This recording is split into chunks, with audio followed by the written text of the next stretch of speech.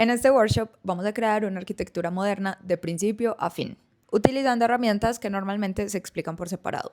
Empezaremos creando y administrando la infraestructura como código utilizando Terraform. Luego de esto, empaquetaremos y crearemos un contenedor utilizando Docker que finalmente pondremos a correr en un pod de Kubernetes. Además, entenderemos cómo funciona la conexión entre front y back, gracias a que también vamos a explorar CloudFront y cómo CloudFront puede, a través de un balanceador de carga, pues conectándose a un balanceador de carga, obtener y como que lograr una respuesta del backend. Si alguna vez has sentido que Docker, Terraform, Kubernetes, AWS, GitHub Actions son herramientas que trabajan de manera independiente la una de la otra, este workshop te ayudará a entender cómo todas trabajan juntas para tener unas aplicaciones de la más alta calidad. Así que quédate, prepara tu entorno y empecemos.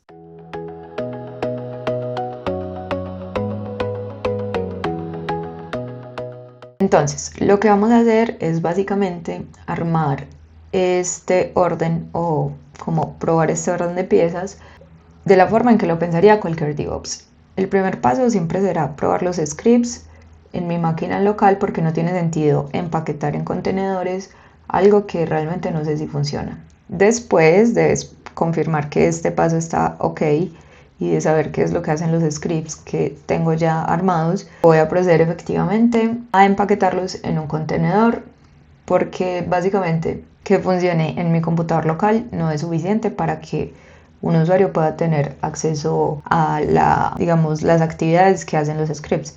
Entonces, lo que haría en ese caso es subirlo a un lugar donde posteriormente una nube o alguien que necesite consumirlo, que no sea yo en mi computador, pueda encontrarlo. Entonces ahí vamos a utilizar SR. También podemos usar Docker Hub o otros repositorios, pero pues para mi comodidad y por mi experiencia pues prefiero usar SR. Después de haber construido la imagen de Docker y subirla a SR, vamos a saltar a otra etapa que ya es construir la infraestructura que va a alojar esta imagen, es decir, donde va a correr realmente pues el contenedor que construimos. Eso se haría con una técnica como de adentro hacia afuera, es decir, primero se construiría la red, después los permisos y por último el clúster de EKS, que pues ya es algo que nos ofrece AWS, que básicamente está conformado por un control plane que es a cargo de AWS, que digamos que esta es la ventaja de usar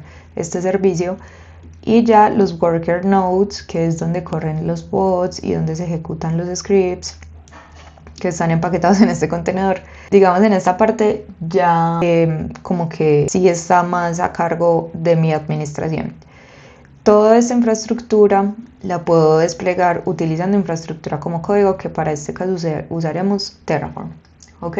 Y solo al final, cuando yo ya pruebe todo este flujo de acá, cuando este flujo de acá esté, digamos, ok, ahora sí nos vamos a conectar a un front, que yo lo voy a hacer con Amazon S3 y CloudFront también en AWS, para que digamos toda esta parte quede expuesta. Si un usuario desde el computador, desde su computador personal, hace una request, pues ya la va a recibir el frontend y pues podrá acceder a todo lo que está en este backend. Si esto lo vemos como en dos grupos, esto sería la parte del front y todo esto sería la parte del back, ¿ok?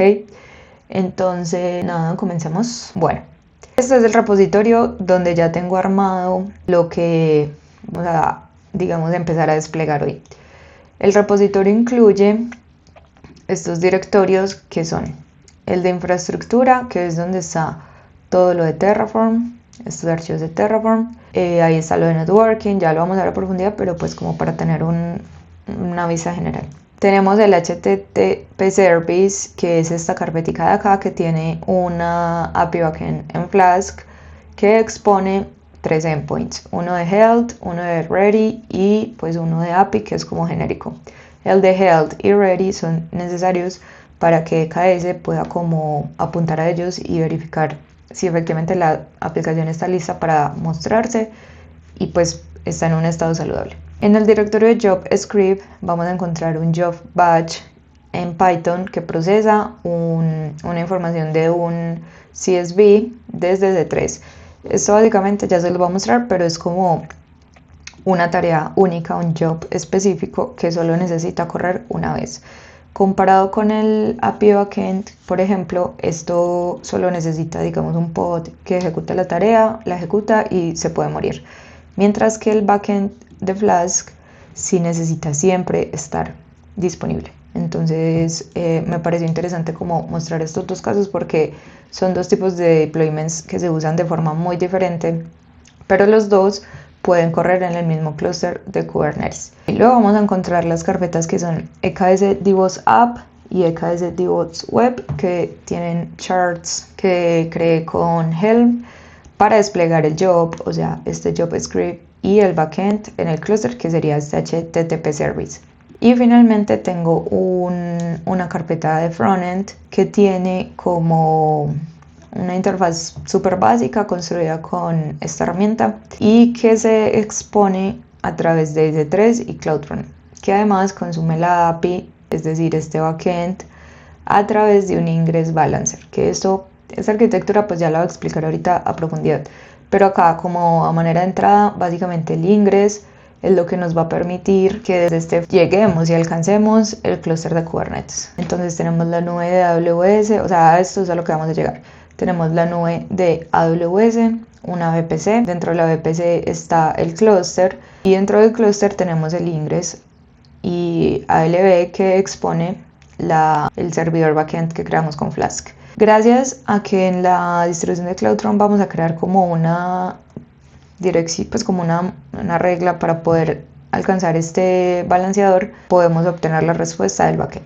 Eso lo vamos a ver ahorita cómo se hace en detalle, pero básicamente esa sería la lógica. Entonces empecemos. Listo, como mencioné ahorita, antes de pensar en Docker, antes de pensar en cualquier cosa, Kubernetes o AWS, necesitamos saber que efectivamente los scripts funcionan, que hacen lo que sea que tengan que hacer, y probar como en local que mi código está bueno. Para eso podemos empezar con este script de Python, que en realidad es un script súper sencillo, que acá estaba como practicando un poquito de cómo se forma, digamos, un script en Python. Entonces lo primero que tenemos son los import, que es como traer a nuestro código las herramientas que necesitamos para desarrollarlo. En este caso pues necesito Boto3 porque voy a ir a AWS, necesito CSV porque el archivo que voy a procesar es de este tipo, y esta es una función específica que tiene Python para cambiar como el tipo de data,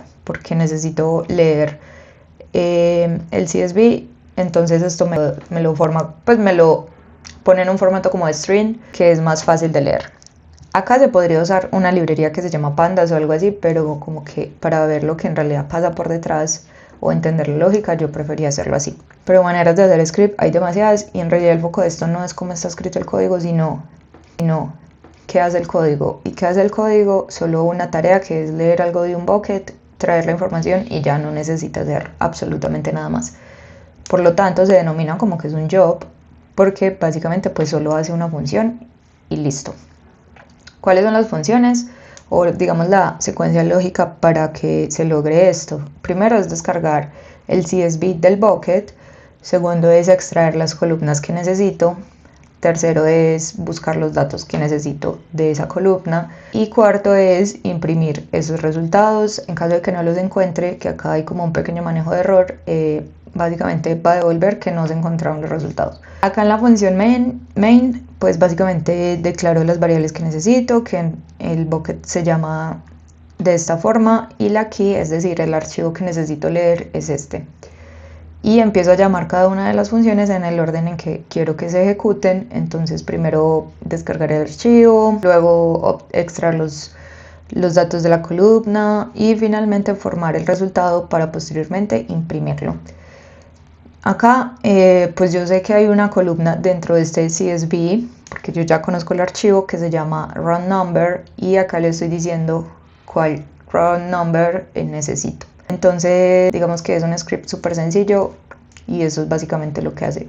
Si yo vengo a AWS, puedo ver que el archivo existe en el bucket, ¿cierto? Esta es mi cuenta de AWS, el bucket. Para que esto funcione pues yo ya necesito haber seteado las credenciales o un rol que me permita como desde mi máquina local venir a AWS. Eso ya lo he hablado en otros videos de cómo funciona por detrás. Entonces, bueno, efectivamente ya tengo acceso desde mi computador. ¿Cómo voy a ejecutar este script? Primero necesito pues estar dentro de la carpeta que lo contiene.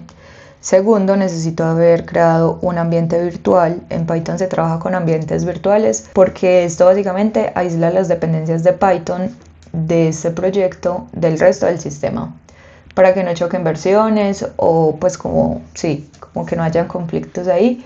Como mencioné ahorita, Boto3 es el SDK oficial de AWS para Python y pues es lo que le va a permitir a este script hablar con S3 sin llamar la API como manualmente. Ya esa librería nos permite hacer eso pues de forma super nativa. Si yo ya no tuviera este ambiente creado, lo único que tendría que hacer para crearlo es este comando python 3-m virtual environment en inglés .virtual environment. Si yo corro esto, pues ya tendría que poder ya tendría un ambiente virtual. Como ya lo tengo creado, vamos a instalar Boto3 porque pues como no es nativo de Python, en el ambiente virtual todavía no voy a tener Boto3, entonces necesito instalarlo.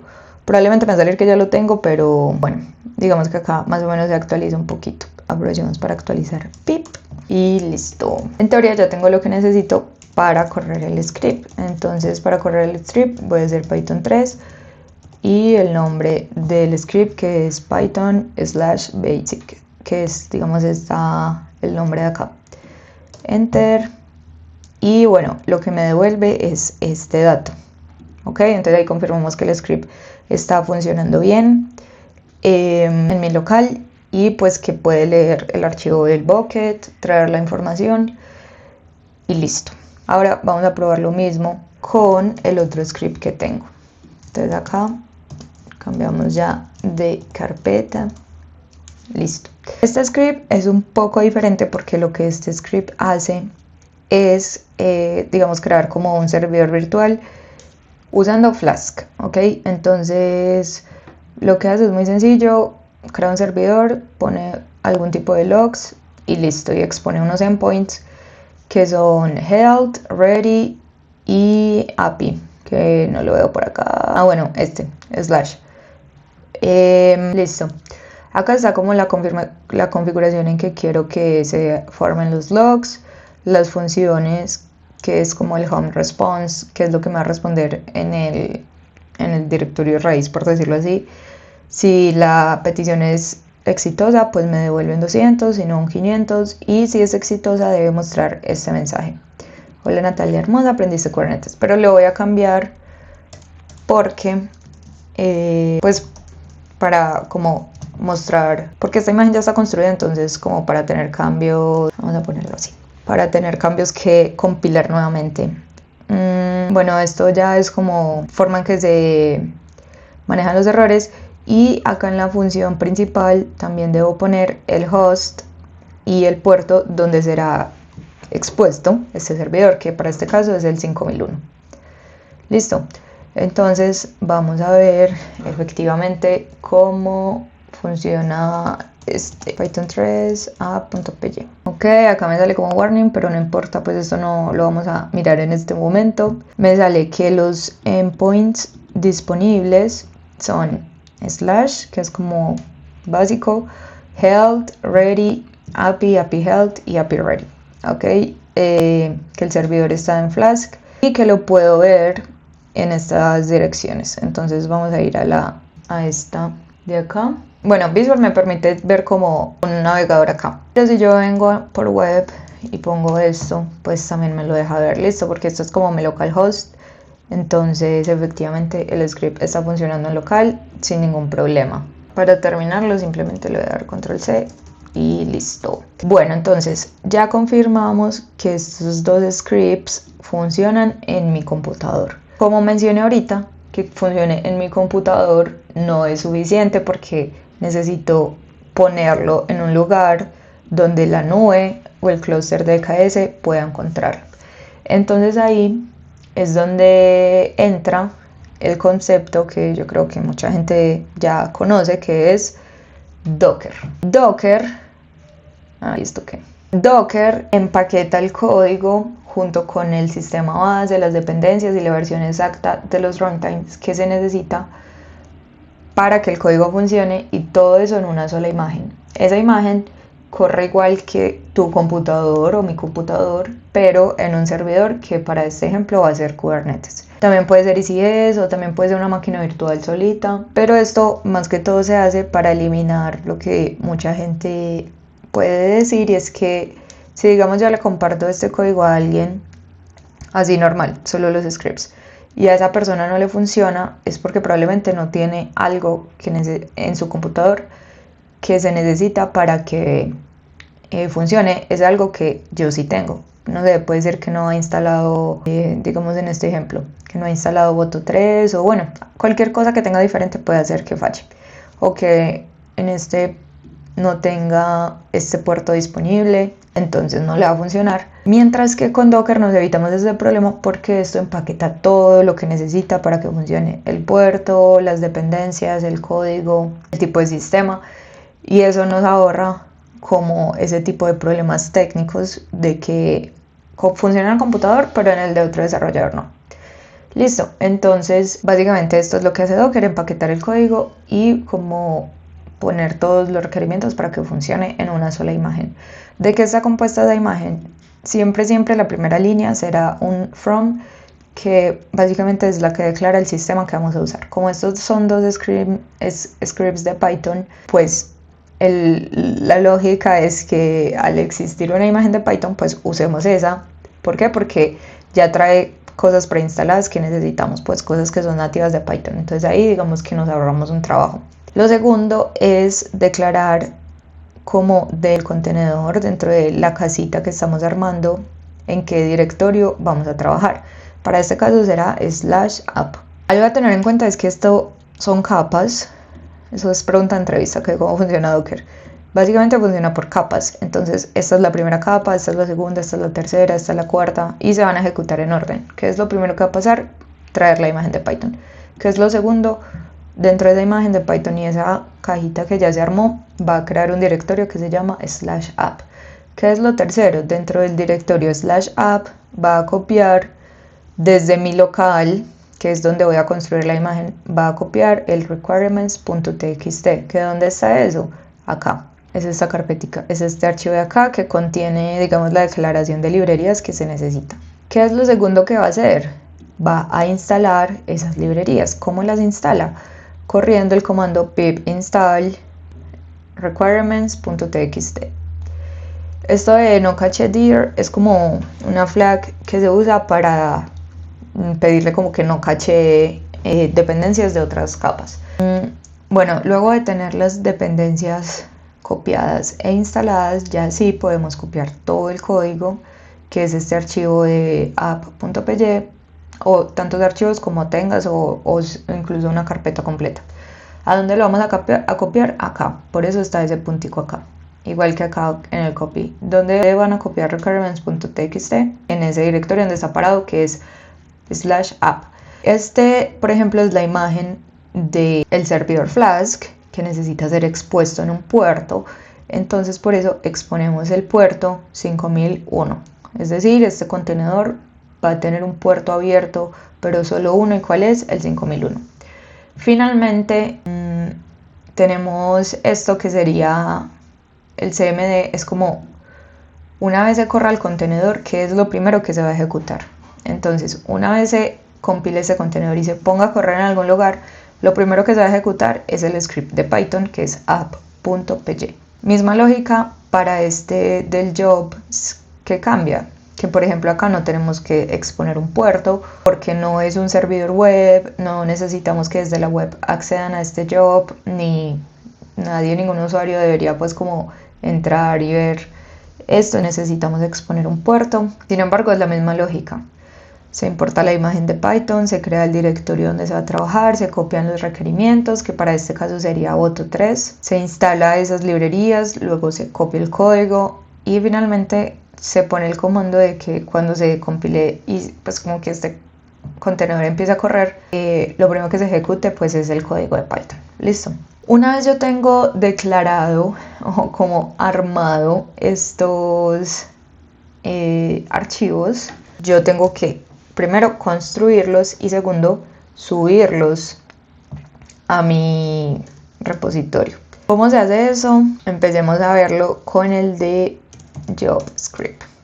¿Ok? Entonces, lo primero que tengo que hacer es construir la imagen como tal. Para eso yo voy a usar este comando que es docker build. Siempre es el comando para construir la imagen. Acá le voy a definir sobre cuál plataforma, porque yo tengo que hacer esto porque mi computador es Mac. Entonces, cuando construyo las imágenes sobre mi sistema operativo base que es Mac, siempre me sale errores, o sea, hay como unas restricciones, entonces prefiero hacerlo siempre como si fuera un Linux. Este "-t" significa como el tag, que básicamente pues es el nombre que va a tener la imagen y la versión, y dónde va a suceder todo esto, o dónde va a buscar Docker este Docker file, acá donde estoy parada, que es en la carpeta JavaScript. Entonces le voy a dar enter y esto es lo que pasa.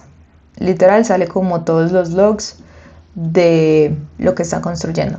Como pueden ver, esta imagen yo ya la había construido antes y solo cambié algo muy pequeño, entonces no se demoró casi nada como reconstruyéndola o actualizándola.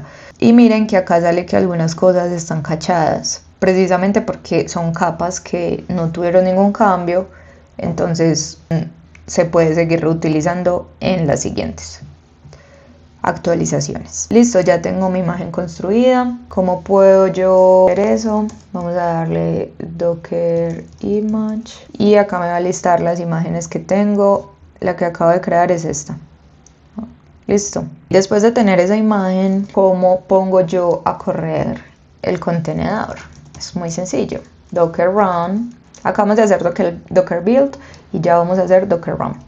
Ya el error no es que no corre en Linux, pues que no hace match como con la plataforma, sino que hay un error y es que no tiene credenciales. Esto es súper importante porque si miran en mi imagen de Docker, yo en ningún momento le estoy diciendo efectivamente cuáles son las credenciales que puede usar para llegar a ese 3. O sea, ese archivo ya no puede ir a ese 3 porque ya no puede usar mis credenciales que tengo. O sea, si yo lo corro en local, va a funcionar, ¿cierto? Me va a dar la respuesta porque acá está usando mis credenciales que tengo en mi computador. Cuando yo paso eso a un contenedor, ya eso no está corriendo tomando la información de mi computador, sino que está tomando solo la información que hay en el Dockerfile. Y en el Dockerfile no hay credenciales. Yo podría, aunque es una muy mala práctica, podría poner las credenciales acá como un secret o algo. Pero lo que se hace es que hay una función de Docker que nos permite como leer credenciales sin que se queden guardadas en la capa. Creo que se llama Docker Kit o algo así, para que el contenedor pues pueda usar esas credenciales y ejecutarse, pues que si yo lo ejecuto desde mi computador, igual ya trae las credenciales, entonces no tendría por qué salir este error de que no encuentra, pues no tiene permisos. Pero bueno, eso no lo vamos a abordar acá, simplemente les quería contar que eso se puede hacer. ¿Por qué no lo vamos a abordar acá? Porque pues la idea es que este contenedor no corra en mi computador, sino que corra en Kubernetes. Y cuando corra en Kubernetes vamos a crear un rol que tiene permisos para ir a AWS, leer el archivo, etc. Entonces digamos que eso por ese lado está cubierto, solo que en local no lo puedo correr porque acá mismo no le estoy pasando las credenciales. Listo. Ok, vamos a hacer lo mismo vamos a construir la imagen, aunque creo que esa no la cambié para nada, pero bueno, igual. Listo, después de tener las imágenes construidas, lo que tenemos que hacer es subir esas imágenes a mi repositorio, que como yo les mencioné ahorita, pues yo uso SR y acá ya tengo dos repositorios donde voy a subir las imágenes, que serían estos dos. Listo, después de tener las imágenes construidas, que son estas dos y esta, ya tenemos como nuestro contenedor básicamente y ahora es el momento de exponerlo, guardarlo en un lugar donde la nube pueda alcanzarlo. Para eso existe algo que se llama registries. Para mi caso voy a usar SR como creo que ya lo había mencionado.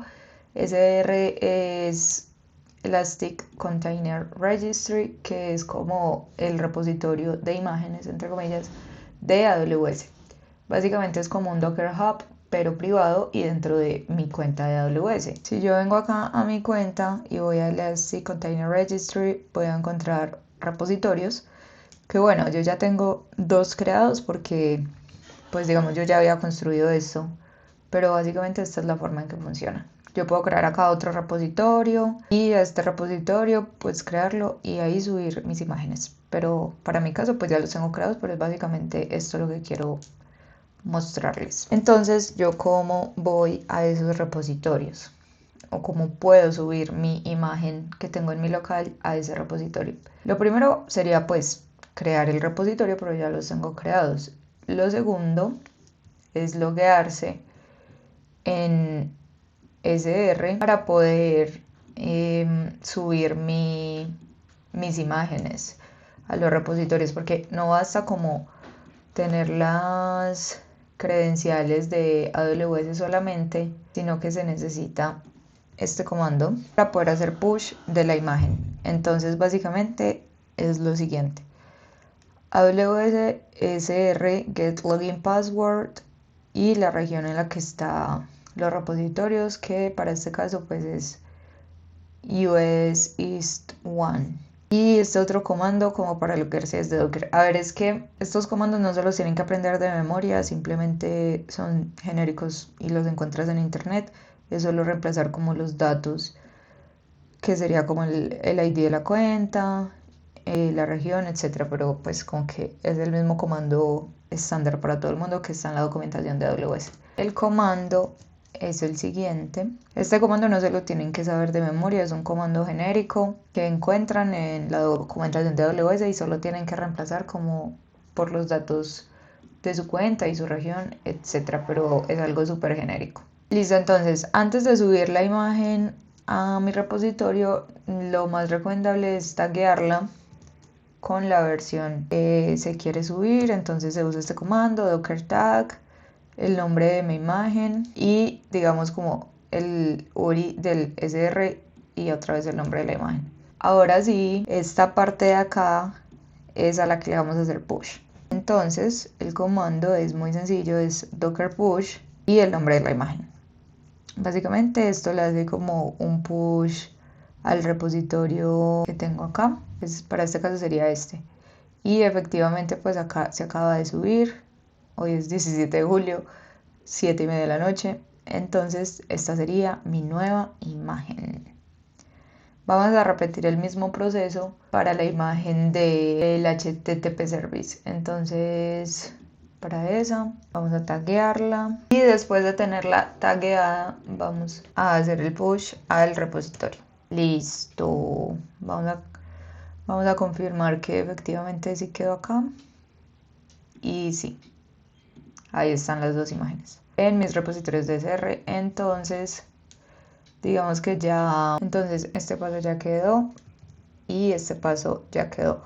Ahora vamos a ir al siguiente, que sería Terraform, desplegar la infraestructura con Terraform. Bueno, entonces ya tengo las piezas empaquetadas y asequibles en los contenedores. Ahora necesito construir la casa donde van a vivir. Esa casa la construyo en el orden que van las cosas realmente, donde dependen unas de las otras. Primero la red, luego todo lo demás que vive dentro de ella, los permisos y por último el clúster de EKS. Listo. Entonces para eso vamos a entrar a la carpeta de infra y acá tengo como mis archivos de Terraform, pues que ya los son construidos, pero pues se los voy a explicar brevemente.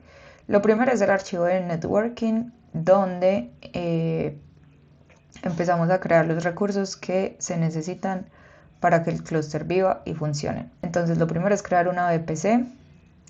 Acá podemos ver como el nombre del recurso que se va a crear y el nombre de ese recurso.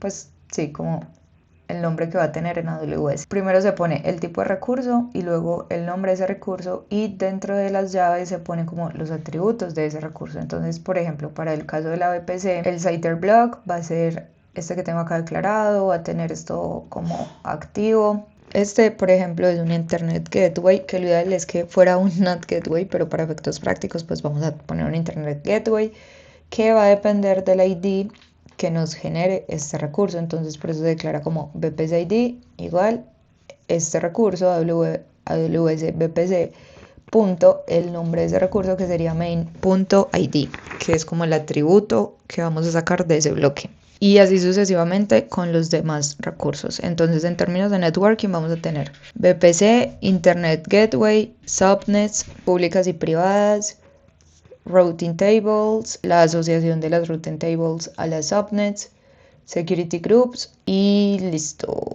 Bueno, acá un dato súper a tener en cuenta, y es que, por ejemplo, las subnets deben como especificarse que sean diferentes zonas de disponibilidad, porque o si no, pues no va a funcionar. Como yo ya tengo las dependencias declaradas acá, lo que voy a hacer es desplegar todo el tiempo. Sin embargo, pues acá les muestro el código de DKS, por ejemplo. Entonces el recurso sería un clúster de DKS llamado cluster, súper creativa. Y acá algunas de las cosas que se necesita para eso. Por ejemplo, un rol de IAM que necesita permisos para actuar en el clúster. Esto de que me autorice desde mi usuario de AWS como poder administrar el clúster. Esto es súper importante esta línea porque si no, pues me va a salir que no estoy autorizada para hacer absolutamente nada dentro de KS. Bueno, eso en términos del clúster como tal. Si quieren pueden pausar el video acá y pues ver como más o menos qué atributos usé. Sin embargo, pues esto también está ya en la documentación de Terraform en Google, entonces es súper fácil de encontrar como la estructura de este recurso. Luego está el node group, que es básicamente los nodos donde van a correr los pods, que algo clave acá es el scaling, es decir, cuántos nodos quiero tener, el tipo de instancia en que va a estar corriendo esos nodos y pues las dependencias, que depende como de estos roles y también del clúster, o sea, el clúster donde se van a crear estos nodos es este de acá arriba. Entonces miren que cluster name es igual a AWS KS cluster, que equivale a esto, punto cluster, que sería este nombre, punto name, que sería el atributo de este recurso de acá arriba. Y bueno, así con los demás recursos, estos serían los roles de IAM, tanto para el clúster como para el worker node. Acá tengo los providers, que es algo que usa Terraform como para saber a dónde va a hacer acciones. Entonces tengo AWS, tengo Kubernetes, tengo TLS y tengo este que es random. Tengo la región de AWS y este rol, o bueno, esta composición es algo súper específico de Kubernetes, porque como tenemos un job que necesita ir a AWS y leer algo de un archivo, del archivo CSV, y se acuerdan que no pude hacerlo desde el contenedor de Docker porque no tenía credenciales, pues la forma en que Kubernetes lo hace es a través de este recurso que se llama IRS. ¿Qué hace esto? Hace un OpenID Connect Provider desde el clúster a AWS, y básicamente esto significa que a través de este OpenID va a haber un rol creado con una política de confianza hacia, digamos, EKS, que le va a permitir como ser asumido en el pod para hacer acciones en AWS, que en este caso pues es leer el archivo del bucket. Digamos que esa es la manera en que funciona. Miren, acá está la política como de los permisos que va a tener este rol, que es obtener el objeto y el objeto de este bucket, ¿ok? Bueno, este es otro rol que ya es para el Load Balancer Controller, pero pues eso es otro concepto que vamos a ver más adelante. Sin embargo, vamos a dejar todo desplegado ya. ¿Cómo se despliega la infraestructura en Terraform? Entonces lo primero es hacer un Terraform init como para que se refresque el estado de Terraform, que es donde él guarda como el log de todos los recursos que están desplegados y el estado de la infraestructura como tal que está administrando, o sea, qué recursos están creados, cuáles están eliminados o cuáles ya no coincide alguna configuración respecto al código versus lo que está actually en la consola de AWS. Lo segundo que uno debería hacer por buena práctica es un FMT, que es como formatear los archivos. Luego vamos a validar que todos los recursos tengan sentido. Y finalmente vamos a hacer un plan, perdón, que esto nos permite ver qué es lo que vamos a crear. Entonces básicamente es así. El plan me dice que va a agregar 31 recursos, va a cambiar 0 y va a destruir 0. Entonces yo como veo cuáles son esos 31 recursos que va a crear, yo empiezo a subir, bueno acá se cortó, pero acá me dice básicamente los recursos. Entonces, ejemplo AWS KS cluster.cluster será creado. Entonces me dice como lo que irá en cada uno de los atributos. Mire que acá hay algo muy particular y es que yo acá, este es el recurso, ¿cierto? Tengo nombre, versión, rol, la configuración de la VPC, el access config, etc. Pero si yo lo miro acá como en el plan, ese recurso tiene todos estos atributos que algunos todavía pues ni los declaré ni sé cómo son. Y bueno, así sucesivamente. Este es el del Node Group que será creado, el rol con el OpenID Connect Provider, la política, bueno, todos los recursos que están acá declarados, pues deben salirme en el plan. Entonces, bueno, uno valida a uno como ver que sí están. Y finalmente hay que hacer un Terraform Apply. Cuando uno hace Terraform Apply, otra vez sale como el plan, pero ya te pide como una aprobación de que va a aplicar esos cambios. Entonces hay que escribir yes y ya va a empezar a crear todo. Entonces acá podemos ver que digamos, esto está en estado de creación, esto está creando, todo esto lo está creando. Y acá ya abajo me empieza a salir que ya lo creo. Entonces, miren que por ejemplo este security group dice creation complete after 4 seconds. Creation complete. Entonces, si yo vengo acá a AWS, debería ver esos recursos. Normalmente los primeros que se crean son los de red. Entonces vamos a ver, efectivamente, miren que el CIDR es este. Veamos. Acá están las subnets, las root table. Estas subnets son las que se están creando. Hay unas que vienen por defecto que son como las de 170, pues que el CIDR es 170 y algo. En este caso, que son las que yo estoy creando, son las del bloque, las del CIDR 10.00/8. Entonces, digamos que eso amplía este rango. Acá vemos las zonas de disponibilidad. Están variadas y si vamos a EKS pues ya el clúster se debería estar creando y efectivamente eso toma como 20 minutos desplegarse. Miren que aún no hay nada, solo tienen como las cosas de red atachadas, pero acá en compute ahorita debe salir como que se está creando un node group que es realmente donde van a correr los pods y pues esto se ve acá como que efectivamente se está creando.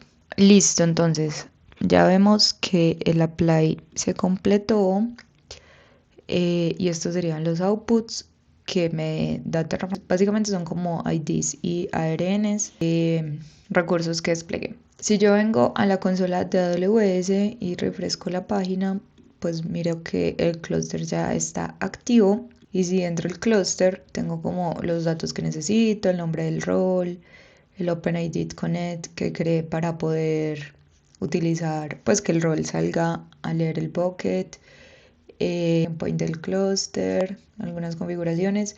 Y si me vengo a compute, pues ya tengo los nodos. Primero tengo el node group que yo había puesto que quería pues que fuera solo uno en este momento. Y digamos que en este node group solo hay un nodo que es una instancia T3 medium que si yo vengo acá a S2, debería tener una instancia corriendo que sea T3 medium y efectivamente esa instancia está y pues tiene atachado el rol del nodo. Y bueno, entonces, ¿cómo yo puedo acceder al clúster? Como desde mi terminal, ¿cómo puedo yo conectarme al clúster de Kubernetes que está corriendo en EKS? Lo primero que tengo que hacer es actualizar con este comando AWS KS update kubeconf. El kubeconf es un archivito, por decirlo así, que tiene Kubernetes, donde hay configuraciones que aplican pues como a nivel del clúster, entre esas los accesos y como los permisos que tienen los usuarios dentro del clúster. Entonces yo tengo que actualizarlo para que tome como mi usuario por defecto que tengo acá en mis credenciales locales y lo actualice pues en el kubeconfig para yo poder tener permisos. Entonces por eso se usa este comando, es genérico, básicamente es wsks update config, la región donde está el clúster y el nombre del clúster donde quiero actualizar el kubeconfig. Me debe devolver esto y es que se actualizó el contexto pues del archivo con el ARN del clúster en mi local. ¿Ok? A partir de que yo tenga esto puedo empezar a usar kubectl, que es como el comando que me permite interactuar con Kubernetes de forma global, sea en EKS o sea en otro lugar donde esté corriendo Kubernetes, se usaría kubectl. Y el más famosito que es getNode para ver los nodos que están corriendo dentro de este clúster. En este caso, pues miren que este es el nodo que veo acá mismo en la consola, que es el 10.0.11.210 y acá 10.0.11.210. Listo. Si yo hago kubectl get pods, en teoría tendrían que salirme pods corriendo, pero realmente pues no tengo ningún pod todavía funcionando porque aún no he llamado mis contenedores a este clúster. O sea, creé el clúster, pero aún no traigo mis contenedores de Docker acá. ¿Cómo los traigo? Para eso se usa una herramienta que se llama Helm. Helm, si yo hago Helm create, no, wait. Si yo hago Helm create, no sé, Natalia chart, eso me va a crear una carpeta que se llama Natalia chart, que sería como los templates que yo voy a desplegar en Kubernetes. Entonces acá trae como varias direcciones, entre esas values, que es como los valores a reemplazar, que serán invocados en los templates. Esto es como configuración ya por defecto de Helm. Y acá ya están los templates que son para usar en Kubernetes. Entonces, ¿qué significa, pues digamos, los más comunes? ¿O cuál es la estructura, por ejemplo, de estos templates? Acá siempre va a tener una API version, que es como la versión que estoy desplegando, pues para este caso sería como la versión número 1. El tipo, que para este caso es deployment, y un montón de configuraciones que luego serán reemplazadas por lo que haya en el archivo value. Entonces, por ejemplo, ¿cuáles son los charts para este y para este? Veamos primero este de acá, que es para el job. Entonces, ¿cuál es el tipo de despliegue? Job. Veamos los values para que haga sentido. Este es el template general que recibe como variables genéricas, que toma los valores del archivo de values. Que tengo en el archivo de values el repositorio de SR donde va a llamar, pues de donde hará pull de la imagen. El tag que va a buscar en esa imagen. La anotación, que es como comentarios más o menos. Entonces acá especifico cuál es el rol que va a tener permisos en AWS de ser asumido por desde el pod, pues leer efectivamente el archivo del bucket, que recordemos pues es lo que hace esta imagen, que ahí está el código pues para leer ese archivo. Acá digamos que lo clave, lo más importante de todo es mostrar que el tipo job, el kind job, significa que esto va a ejecutar el contenedor una vez y luego se va a morir. O sea, me va a mostrar el resultado y el contenedor o el pod no va a seguir funcionando. Acá en el Service Account es donde se hace como la gestión de las credenciales de AWS, pues de asumir el rol. Entonces si vemos el kind, pues es Service Account y los valores son values.serviceaccount annotation, que pues corresponde como a la declaración que hicimos acá del rol, listo. Y luego tenemos el del servidor web, que miremos que este ya es de un tipo deployment. ¿Por qué es de tipo deployment? Porque todo el tiempo necesita que un pod esté arriba. ¿Por qué? Porque es un backend y pues necesita estar funcionando todo el tiempo. Vamos a ver los values de este, que ya cambia acá la imagen y ya tenemos unas configuraciones diferentes, que es el tipo de service. Entonces el tipo es cluster IP, que va a exponer el puerto 80. Acá debería ser el 5001, que es el puerto que expone la imagen de Docker. Tenemos un ingress, que es lo que nos permite como exponer y poner las reglas de red para el clúster, o bueno, para este pod en específico, este tipo de deployment. tenemos los recursos, que es como cuánta CPU y cuánta memoria está dispuesta a tener y cuánto en realidad como es lo mínimo. El request es como lo mínimo de memoria que necesita y el límite es lo máximo que puede tener. O sea, esto puede tener 150, 190, pero más de 200 no puede. Esto de liveness proof and readiness proof son pruebas que hace Kubernetes para ver si el servicio efectivamente está disponible. Estos como endpoints corresponden efectivamente a los que exponemos acá. Miren, held and ready. Esto es necesario porque Kubernetes los necesita acá. Cuando el servicio necesita pues como estar expuesto a internet.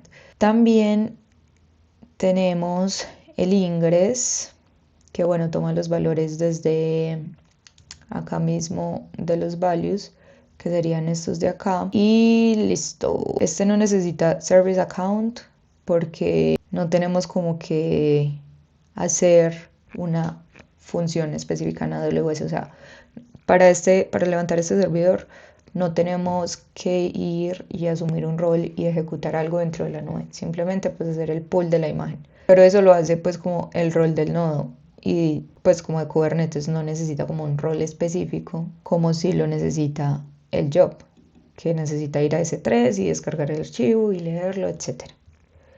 Ok, después de tener como estos charts creados, eso ya lo puedo borrar. La forma de implementarlos y ponerlos a correr como pods en AWS, en Kubernetes, es con este comando. Helm installed el nombre de los charts y el nombre del namespace, que pues como no tengo ninguno creado aparte del default que viene por default, pues vamos a usar este caso que es como más sencillo. Entonces le damos enter y efectivamente ya están desplegados en el. Entonces si yo hago, bueno, acá me da los comandos como para ver los pods, entonces puedo hacer kubectl get jobs o kubectl get pods, pero vamos a hacer primero este kubectl get jobs. Efectivamente me sale que tengo este, y si le hago kubectl get pods me va a salir que tengo este. Vamos a limpiarlo.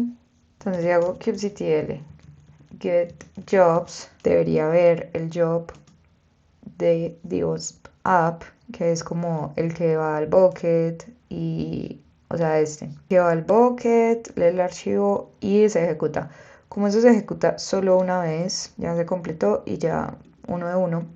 La manera en que yo puedo ver los resultados desde acá mismo, desde Kubernetes, utilizando este comando de encontrar los logs, y pues efectivamente cuando corrí este pod, cuando se inicializó, pues se ejecutó lo que tenía que ejecutar y miren que me trae exactamente el mismo resultado que cuando lo ejecuto en local. Hagamos la prueba. Está en job. Miren, es exactamente el mismo resultado, tanto en local como en los logs de Kubernetes. Listo. Ahora vamos a hacer lo mismo, pero para instalar el servidor web. Entonces acá ya cambiamos como el nombre, ponemos instalar, se va a llamar DevOps Web, que está dentro de esta carpeta y también en el namespace default. Entonces le damos enter, ya fue desplegado y pues acá me sale, como esto es un servidor web, me sale que haga en otra terminal este comando para hacer como un port forwarding de lo que está acá. Pero creo que el puerto 5000 está ocupado, entonces vamos a hacerlo al 5001. Listo. Y ya acá vamos a ver los pods. Acuérdense que este sí es un pod que debe estar corriendo todo el tiempo porque es un servidor back. Entonces efectivamente acá sale app, que es el que hace la lectura del bucket. No está ready porque ya se completó una vez y fue más que suficiente. Mientras que de este sí tengo dos pods corriendo. Entonces ahora vamos a ver qué nos responde esto. Y efectivamente nos sale que está healthy. ¿Esto por qué? Porque cuando yo hice este port forwarder, lo hice al puerto desde el 5001, que es el que estoy exponiendo en el contenedor, al puerto 80. Y si yo apunto con un curl a ese puerto 80 /health me devuelve esto. Si yo lo hago a / me devuelve el mensaje base que está en la imagen. Vamos a hacer la misma prueba de ahorita, que es correrlo en local versus cómo está funcionando ven que acá me sale exactamente lo mismo. En mi localhost, que me sale haciéndole el core al puerto 80. Este es en el puerto 5001, es decir, desde el script, y este es en el puerto 80, es decir, desde Kubernetes. Listo, entonces ya tenemos prueba de que efectivamente esta parte también funcionó, y esta parte funcionó, y esta parte funcionó. Listo. Si refrescamos acá y venimos a recursos, podemos ver que acá en la consola salen los pods que tengo, pues los que yo desplegué, y también unos que son propios de Kubernetes, que pues en realidad lo mejor es no tocarlos. Namespaces solo tengo el default, pero pues puedo crear muchos más, etcétera. Bueno, pues eso ya es más como propio Kubernetes. Acá solo estamos como siguiendo el flujo de cómo se expone todo. Listo. En este momento, si yo vengo acá a Load Balancers, todavía no tengo un Load Balancers, entonces este cluster en teoría todavía no está expuesto a internet. Para eso necesito efectivamente un balanceador, que es lo que me va a permitir exponerlo y pues luego conectarlo a un front. Entonces, para tener el tema del balanceador, lo que vamos a hacer es agregar este repositorio, que bueno, ya lo tenía descargado, pero vamos a actualizarlo, que básicamente este repositorio de EKS Charts es el repositorio oficial de Helm, que es mantenido por AWS para EKS. Entonces, al agregarlo acá, obtengo acceso a charts oficiales de AWS para componentes de infraestructura de Kubernetes, que básicamente los más populares pues es el Load Balancer Controller, que es lo que necesitamos para exponer nuestra infraestructura a internet. Para ver un poco más o menos cómo es ese repositorio, pues básicamente es este, totalmente oficial, pues no es como de un usuario peligroso. Entonces bueno, ya lo tengo instalado y ya lo actualicé. Luego vamos a obtener, bueno, a declarar acá como una variable de entorno que necesitamos, que es el rol, el ARN del rol que creamos con Terraform. Finalmente vamos a correr este comando. Todo esto lo voy a dejar en la descripción del video porque son comandos como que ya están establecidos a nivel general, y es solo como reemplazar las variables de acuerdo al clúster de cada uno. Y bueno, acá vamos a crear el balanceador en el clúster. Eso se demora unos minuticos en desplegarse, y acá ya me sale que se está efectivamente creando los contenedores del balanceador. Vamos a esperar unos minutos y vamos a confirmar que acá en AWS efectivamente se tiene que estar creando un balanceador. Vamos a ver cómo acá. Ahora en este, porque eso se crea desde el kubesystem. Efectivamente acá se están creando. Ah, bueno, ya sale que ya están corriendo. Vamos a hacer, en vez de get, vamos a hacer un describe pod -n, creo que ese sería el comando. Esto me describe como más a profundidad qué hay dentro de este pod. Entonces, bueno, básicamente es toda esta configuración que dice como un montón de características de red, etcétera. Y bueno, acá me dice como que al final está como exitosamente asignado al kubesystem, que pudo traer la imagen bien. Miren que esta imagen es una imagen random que maneja AWS, y pues que el contenedor fue creado e iniciado. Vamos a confirmar otra vez acá si ya se está creando un balanceador. No entiendo por qué no se está creando un balanceador. Ah, ya. Nos falta un paso. Listo, una vez se tiene eso corriendo, hay que exponer la API, bueno, el ingress. Y hay que cambiar un valor que sea a true. Entonces se usa este comando, que es que en el DevOps Web, dentro de esto, hay que cambiar este parámetro de false a true. Entonces vamos a hacer eso. Vamos a ver cómo se cambia. Listo, ahí quedó cambiado dentro del clúster. Y ahora vamos a correr esto. Finalmente, vamos a correr esto. Bueno, acá ya podemos ver el balanceador creado y vamos a validar que quedó bien. Listo, ahí confirmamos que está funcionando súper bien el balanceador. Listo, después de esto tenemos que pasarle esta variable a Terraform para poder conectarla con la distribución de CloudFront. Mientras esto pasa, pues venimos a CloudFront a mirar que efectivamente pues ya hay una distribución creada que tiene un origin que es un bucket para poder leer como la parte del front y que además tiene otro origin que es el balanceador que creamos. Esto con el fin de que desde el origin del bucket pues es como toda la parte gráfica. Vamos a ver ese bucket que tiene. Yo creo que en este momento está vacío porque no hemos compilado nada, pero bueno, sería este bucket. Acá se va a guardar próximamente como un index para que CloudFront lo pueda mostrar. Pero si vamos a los permisos, pues bueno, acá vemos que efectivamente esta distribución de CloudFront puede leer los archivos del bucket para poder mostrarlos. Y además tenemos la regla de que tenemos también como la posibilidad de que esta distribución de CloudFront alcance el balanceador. ¿A través de qué? De estos behavior, que básicamente lo que significa es que si mi dominio es API lo apunte a este origin, que sería básicamente pues el balanceador.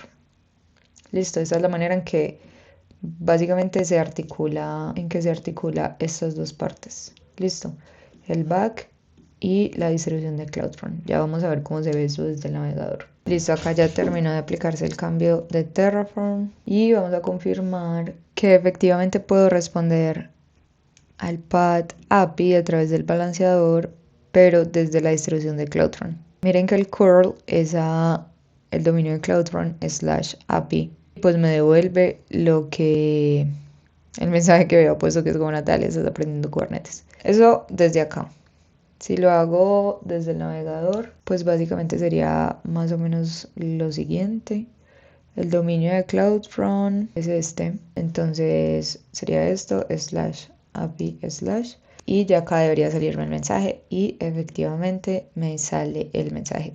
Si yo quiero que acá diga algo más lindo como, no sé, figueroa.com/API/ pues lo que tendría que hacer es venir a Route 53 o a cualquier host, sea GoDaddy, Hostinger, lo que sea, crear, pues como comprar ese dominio que sería figueroa.com y pues ya una vez tenga ese dominio crearía como el registro de que esta distribución de CloudFront, cuando alguien llegue a Figueroa, cuando alguien escriba figueroa.com, me lo envíe a esta distribución de CloudFront y pues ya pase como todo lo que estamos viendo que va a pasar. Esa sería la manera pues como de ponerlo más lindo.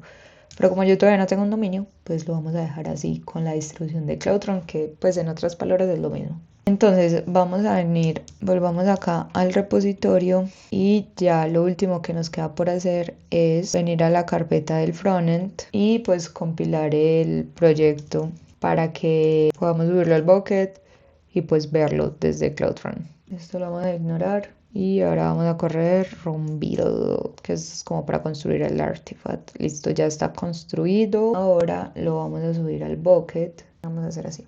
Acá se creó una carpeta dist, ¿cierto? Que tiene como los assets que vamos a subir al bucket. ¿Cuál es el bucket? Este. Entonces el comando que vamos a usar es este, que básicamente significa que AWS S3 sincronízame la carpeta dist, que sería esta carpeta y lo que hay adentro, a este bucket. Y que borre pues como si esta carpeta ya existía dentro del bucket, como que me la sobrescriba, por decirlo así. Entonces si yo vengo acá y refresco, ya tengo los archivos subidos a esta carpeta. Y ahora, para que eso pueda como reflejarse acá, lo que debo hacer es invalidar el caché, que es como lo que queda en la memoria. Para eso vamos a invalidar el origen, todos los orígenes. Entonces hacemos esto, crear invalidation. In progress, toma un ratico. Completada. Y acá vamos a ver cómo ocurre la magia. Vamos a volver al dominio, que es este. Enter. Y esto es lo que yo tengo en mi frontend, que es el mensaje de la API, que es este. Hola Natalia, estás aprendiendo Kubernetes y los servicios usados en este proyecto, pues acá como una breve descripción, comandos claves del runbook, que es como los comandos que usé para poder llevar esto a cabo. Y listo, digamos que ese sería como todo este flujo completo. Ya tenemos esto conectado, entonces ya si un usuario manda una request desde su computadora a CloudFront, pues ya la va a recibir esta interfaz. Si yo hago /API, me va a responder solo el backend. ¿Por qué? Porque para este no hice como una pantalla linda. Pero pues miren que desde esta misma distribución de CloudFront puedo acceder tanto a lo que tengo en el bucket, que sería como la parte linda, tanto como a lo que tengo full en el back, que sería esta parte, que es la que tengo expuesta a internet. Desde acá pues no puedo acceder a lo que hace el job porque literal no lo tengo expuesto a internet. Es simplemente una operación que corre dentro del clúster. Cosa diferente es este deployment, que básicamente es un backend que siempre está up y pues necesitaba como exponerse al balanceador para que pudiera acceder desde CloudFront. Listo. Y ya lo último que vamos a hacer es limpiar todo. Yo ya tengo acá mis comandos para hacerlo. Lo primero que tenemos que hacer para limpiar todo es primero desinstalar los bots o los shards de el clúster de Kubernetes, porque si no, pues es como todo un lío borrarlo. Lo segundo es vaciar el bucket de S3, porque si no lo vaciamos, pues no nos va a dejar borrar el bucket cuando borremos la infraestructura, entonces es mejor hacerlo de una vez. Para eso utilizamos este comando mejor. Listo, se borró los archivos. Ahora vamos a ir a la carpeta de infraestructura y vamos a hacer un Terraform Destroy. No, tengo que salir de acá y luego cd infra. Eso es lo que pasa cuando uno está como distraído. Démosle auto approve porque obviamente me va a pedir aprobación, pero para que sea un poco más rápido. Entonces acá ya me va a listar todo lo que va a destruir y ya lo va a destruir. Pero miren que acá me sale como cada recurso. Que la VPS será destruida, que la subnet será destruida, que esta subnet será destruida, que esta subnet privada será destruida. Y así con todos los recursos que queramos. Entonces acá me va saliendo como los logs de, por ejemplo, la destrucción que ya fue completada. Esta, el bucket ya no existe. Esta root table ya no existe. Bueno, sí, un montón de cosas ya no existen ni existirán. Bueno, espero este video les haya sido muy útil. La verdad fue un vistazo súper superficial de cómo se pueden articular o qué se puede hacer con cada una de estas herramientas. Sin embargo, no hay mejor manera de aprender que haciendo, así que te invito a que sigas este tutorial. Les voy a dejar el link del repositorio donde está como todo el proyecto y las indicaciones para que cada uno lo despliegue en su cuenta de AWS. Y pues como que se interioricen más estos conceptos que son súper importantes tenerlos claros si quieres crecer en el mundo de Platform Engineer o Cloud Engineer o SRE o bueno, como lo quieras llamar. Básicamente todos usan la misma tecnología, que son estas que acabo de mencionar o sus análogas. No te olvides de suscribir y gracias por ver este video.